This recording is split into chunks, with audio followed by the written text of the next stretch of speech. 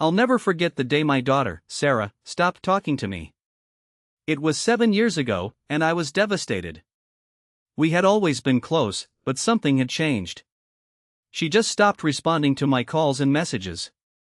I tried everything to reach out to her, but she just ignored me. I was left with nothing but my thoughts and my money. I had been saving $400,000 in my attic, hoping that one day I could use it to make things right with Sarah. I had inherited the money from my late wife's life insurance policy, and I had been keeping it a secret from Sarah. I didn't want her to know about it, because I was afraid she would just take it and leave me again. But as the years went by, I realized that I couldn't keep the money a secret forever. I needed to tell Sarah about it, and I needed to make things right between us. So, I decided to take a chance and invite her over for dinner. As we sat down at the table, I could see the tension between us. Sarah looked uncomfortable, and I knew that she was still hurt from our past arguments. But I was determined to make things right, and I started to explain why I had been keeping the money a secret. "Sarah, I know that I hurt you in the past, and I'm sorry," I said, my voice shaking with emotion. "But I want you to know that I've been saving this money for you. I want you to have it, and I want us to start fresh." Sarah looked at me skeptically, but I could see a glimmer of hope in her eyes. She asked me why I had been keeping the money a secret, and I explained that I was afraid she would just take it and leave me again. But then, something unexpected happened. Sarah started to cry, and she told me that she had been hurt by my secrets, but she was also grateful for my love and sacrifice. She said that she had been struggling financially, and the money would be a huge help to her. I was relieved and happy, but also a little shocked. I had expected her to be angry, but instead, she was grateful. And then, she dropped a bombshell. "Dad, I need to tell you something," she said, her voice trembling. "I've been in trouble. I owe someone a lot of money, and I don't know how to pay it back." My heart sank, and I felt a wave of fear wash over me. Who did she owe money to, and how much did she owe? And why had she kept it a secret from me? I felt like I had been punched in the gut. My mind was racing with questions, but I tried to stay calm and ask her to explain. "What do you mean you owe someone money?" I asked, trying to keep my voice steady. Sarah took a deep breath and started to explain. "I've been struggling to make ends meet, and I borrowed some money from someone to pay my bills. But now I owe them a lot more than I can afford to pay back." I felt a wave of fear wash over me. Who was this person she owed money to, and how much did she owe? I asked her to tell me more, but she hesitated. I could see the fear in her eyes, and I knew that something was seriously wrong. "Sarah, please tell me the truth," I said, trying to reassure her.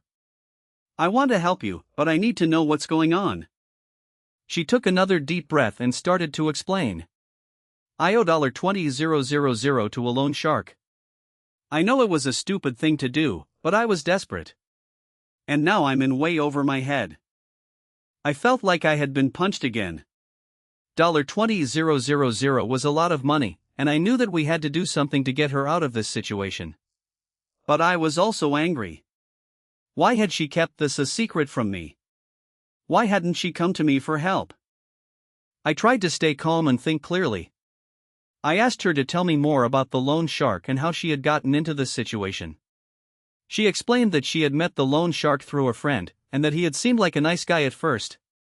But as time went on, he had become more and more aggressive, demanding more and more money. I knew that we had to do something to get her out of this situation, but I also knew that it wouldn't be easy. I asked her if she had any idea who the loan shark was, and if she had any proof of the loan. She said that she didn't know his real name, but that she had a contract that she had signed. I asked her to get the contract, and she went to her room to get it. As she was gone, I couldn't help but think about how I had failed her. I had been so focused on my own problems and my own secrets that I had neglected her. I had let her down, and now she was in trouble. When Sarah came back with the contract, I took it from her and started to read it. It was a standard loan contract, but there were some clauses that seemed suspicious. I asked her to explain them to me, and she said that she didn't understand them either.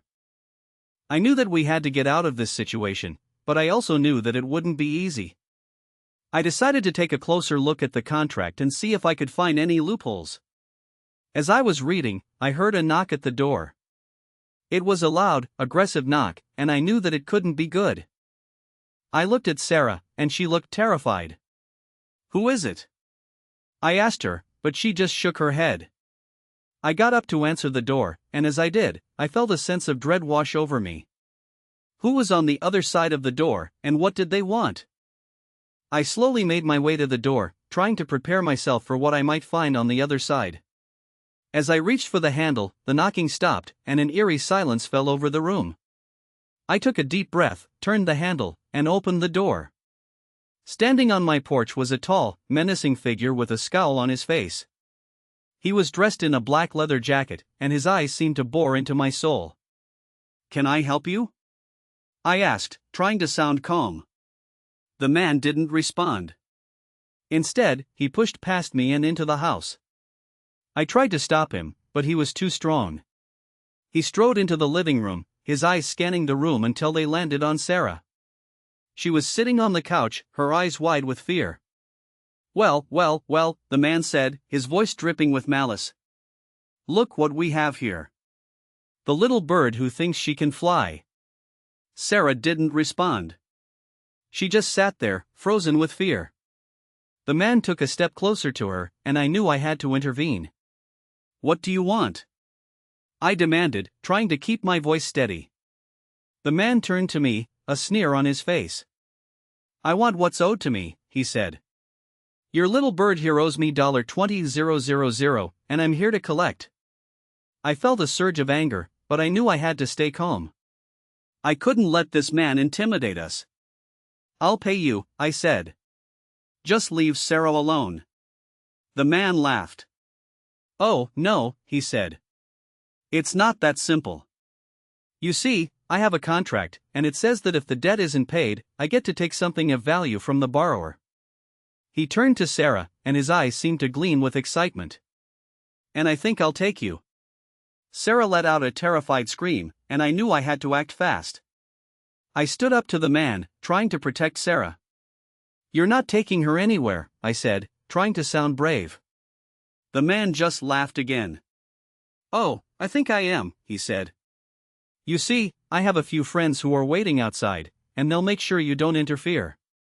As he spoke, I heard the sound of footsteps outside, and my heart sank. We were surrounded. The man took another step closer to Sarah, and I knew I had to do something. But what? I looked around the room, trying to think of a plan, but my mind was a blank. And then, just as the man was about to grab Sarah, I heard a loud noise coming from the kitchen. It sounded like someone had knocked over a chair. The man's head jerked towards the kitchen, and for a moment, he was distracted. That was all the time I needed. I grabbed Sarah's arm and pulled her towards the back door. "Come on," I whispered. "We have to get out of here." Sarah didn't need to be told twice. She followed me as I dragged her towards the door, the man's angry shouts echoing behind us. We burst out into the night, gasping for air. But as we looked around, we realized that we were surrounded. The man's friends were waiting for us, their faces twisted with cruel grins. We were trapped. We were surrounded, with no way out. The man's friends closed in on us, their eyes gleaming with a sinister intent. I knew we had to think fast, or we would be in serious trouble. I looked around, trying to spot any possible escape route, but there was none. We were trapped. The man who had been threatening us stepped forward, a cruel smile spreading across his face. "You see, I told you we wouldn't let you get away," he said, his voice dripping with malice. "You owe us $20,000, and you're going to pay it, one way or another." I knew I had to stall for time, to try and come up with a plan. "I'll pay you," I said, trying to sound calm. "Just don't hurt Sarah." The man laughed. "Oh, I'm not going to hurt her," he said. "At least, not yet. But I am going to take her with me, until you pay the debt." I knew I had to act fast. I couldn't let them take Sarah. I looked around, trying to spot any possible way to escape, and that's when I saw it. A small alleyway, just a few feet away. It was our only chance. I grabbed Sarah's arm and pulled her towards the alleyway. "Come on," I whispered. "We have to get out of here." We ran as fast as we could, the man and his friends hot on our heels. We could hear their footsteps pounding the pavement, and I knew we were running out of time. The alleyway was narrow and dark, with tall buildings looming on either side. We ran as fast as we could, but I could hear the man and his friends closing in. Suddenly, Sarah stumbled and fell. I stopped to help her up, but it was too late. The man and his friends had caught up to us. They surrounded us, their eyes gleaming with a sinister intent. We were trapped. The man stepped forward, a cruel smile spreading across his face. "You should have paid the debt," he said. "Now, you're going to have to pay the price." I knew we were in serious trouble. I looked around, trying to spot any possible way to escape, but there was none. We were trapped. And then, just as the man was about to strike, I heard a loud noise coming from the end of the alleyway. It sounded like a car screeching to a halt.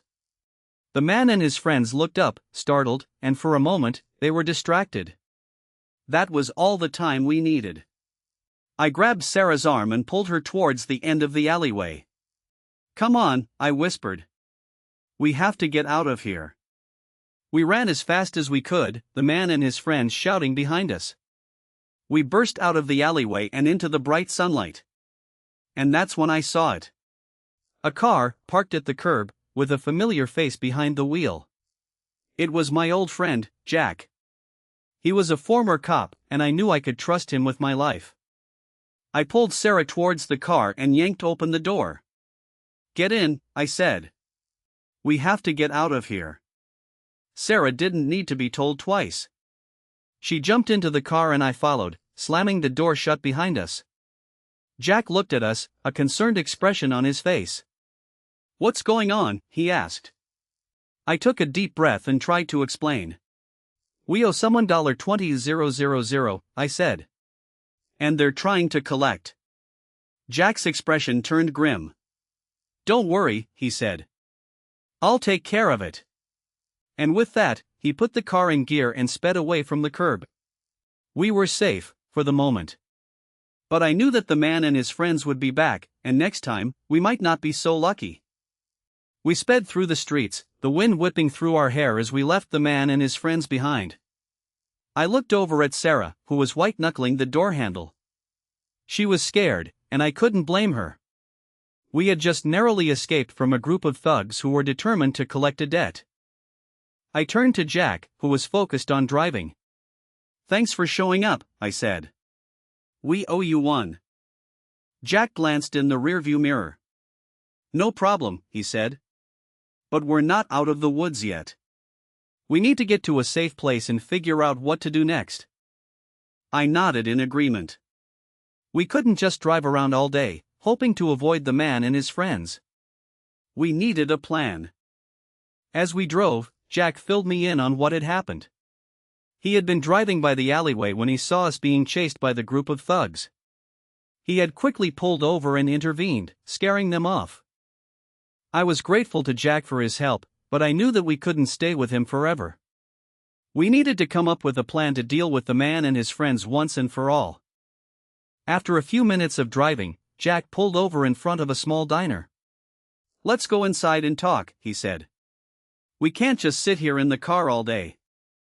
I nodded, and we all got out of the car. Inside the diner, we found a quiet booth in the back and sat down. Jack looked at us seriously. "We need to talk about what's going on," he said. "Who is this guy, and what does he want?" I took a deep breath and explained the situation. I told him about the loan, and how the man had been threatening us. Jack listened intently, his expression growing more and more serious. When I finished, he nodded. "I think I can help you," he said. "But we need to be careful. This guy sounds like he's not someone to mess with." I nodded in agreement. We needed to be careful, but we also needed to take action. We couldn't just sit around and wait for the man to come after us again. As we sat there, discussing our options, I couldn't shake the feeling that we were in grave danger. The man and his friends were not going to give up easily, and we needed to be prepared to defend ourselves. Suddenly, Jack's phone rang. He answered it, listening for a moment before his expression turned serious. "What is it?" I asked. Jack looked at us grimly. "It's one of my contacts," he said. "They just told me that the man who's been threatening you is not just any ordinary thug. He's connected to a much larger organization, one that's known for its ruthlessness." My heart sank. We were in even more danger than I had thought. "What do we do?" Sarah asked, her voice trembling. Jack's expression was grim. "We need to get out of here," he said. "Now." And with that, he stood up, pulling us with him. We quickly paid the bill and left the diner, getting back into the car. As we drove away, I couldn't shake the feeling that we were being watched. We were in a desperate situation, and I wasn't sure if we would be able to escape. But I was determined to try. I would do whatever it took to protect Sarah and myself from the man and his friends. As we drove, Jack's phone rang again. He answered it, listening for a moment before his expression turned serious. "What is it?" I asked. Jack looked at us grimly. "It's my contact again," he said. "They just told me that the organization is closing in on us. We need to get to a safe place, now." My heart was racing. We were running out of time. "Where can we go?" Sarah asked, her voice trembling. Jack thought for a moment before responding. "I know a place," he said. "It's a safe house, one that's been used by my contacts in the past. We can go there and hide out for a while." I nodded, feeling a sense of relief. We had a plan, and we had a place to go. But as we drove, I couldn't shake the feeling that we were being watched. We were in a desperate situation, and I wasn't sure if we would be able to escape. As we approached the safe house, I could feel my heart pounding in my chest. We were taking a risk, but it was one that we had to take. We pulled up to the safe house, a small, nondescript building in a quiet neighborhood. Jack looked around cautiously before nodding. "Let's go," he said. We quickly got out of the car and entered the safe house, locking the door behind us. For a moment, we just stood there, catching our breath. We had made it to safety, but we knew that it was only temporary. We were in a desperate situation, and we needed to come up with a plan to deal with the man and his friends once and for all. But for now, we were safe. And that was all that mattered. As we caught our breath, I looked around the safe house. It was a small, sparsely furnished room with a single window and a door that led to a narrow hallway. Jack had told me that this was a secure location, but I couldn't shake the feeling that we were being watched. I turned to Jack, who was checking his phone. "Is everything okay?" I asked. Jack nodded. "Yeah, everything's fine. My contact says that the organization is still looking for us, but they don't know where we are." I felt a surge of relief, but it was short-lived. Suddenly, I heard a noise coming from outside the room. It was a faint scratching sound, followed by the creak of a door opening. My heart started racing as I realized that someone was in the hallway. Jack must have heard it too, because he immediately went on high alert. "Get down," he whispered, pulling us both to the floor. We huddled together, listening as the scratching sound grew louder. It was coming from the door to the hallway. I could feel my heart pounding in my chest as I realized that we were in grave danger. The door creaked open, and a figure slipped inside. It was a woman, dressed in a black hoodie and carrying a large backpack. She looked around the room, her eyes locking onto us. For a moment, we just stared at each other. Then, the woman spoke. "I'm here to help you," she said, her voice low and urgent. "My name is Samantha, and I'm a member of an organization that's dedicated to taking down the people who are after you." I felt a surge of hope, but Jack was more cautious. "How do we know we can trust you?" he asked. Samantha smiled. "I have proof," she said, pulling out a small folder from her backpack. "This is a file on the organization that's after you. It includes their names, their addresses, and their plans. But I need to warn you, the information is highly classified." If it falls into the wrong hands, it could put us all in danger. I felt a shiver run down my spine as I realized the gravity of the situation. We were in a desperate game of cat and mouse, with our lives hanging in the balance. But I was determined to see it through. I nodded at Samantha. "We'll take the risk," I said.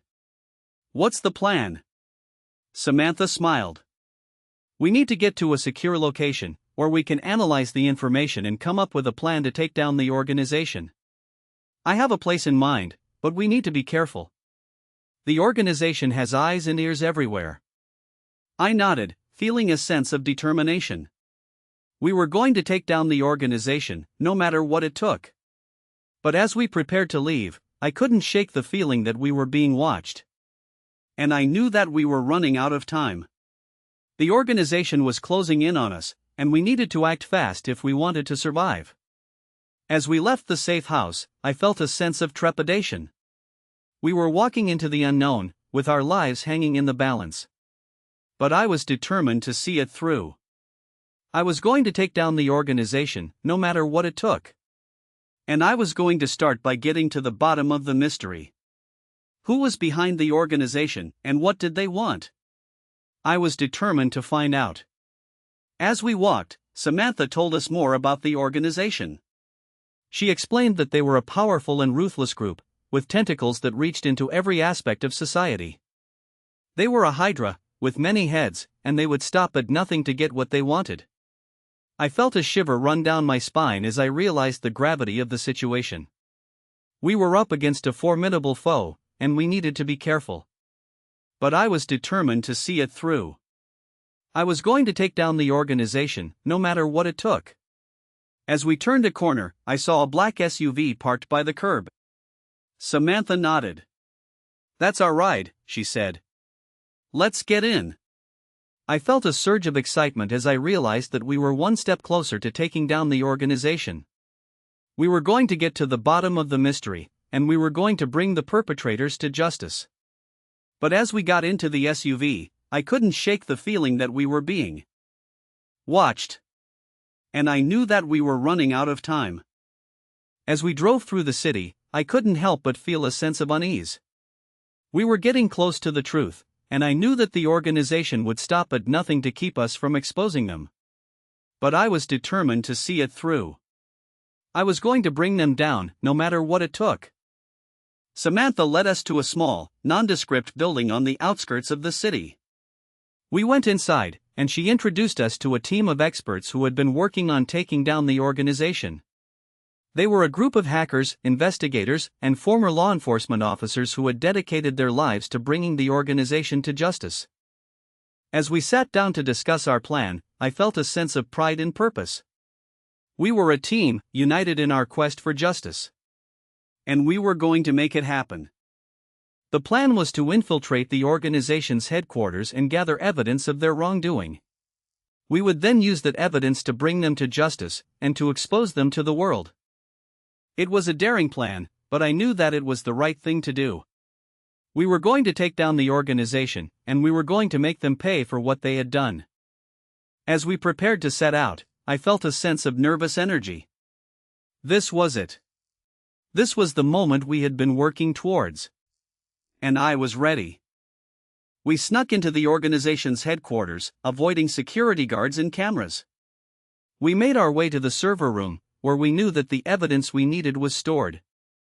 As we worked to hack into the system, I felt a sense of excitement and anticipation. We were doing it. We were actually doing it. And then, suddenly, we had it. We had the evidence we needed. We had the proof that would bring the organization down. We quickly downloaded the files and made our way out of the building. As we emerged into the bright sunlight, I felt a sense of pride and accomplishment. We had done it. We had taken down the organization. But as we turned to leave, I saw him. The man who had been behind it all. The man who had destroyed my life and ruined the lives of so many others. He was standing in front of us, a look of shock and horror on his face. And in that moment, I knew that he was finished. He was done. We took him down, and we brought him to justice. We exposed the organization and brought them to their knees.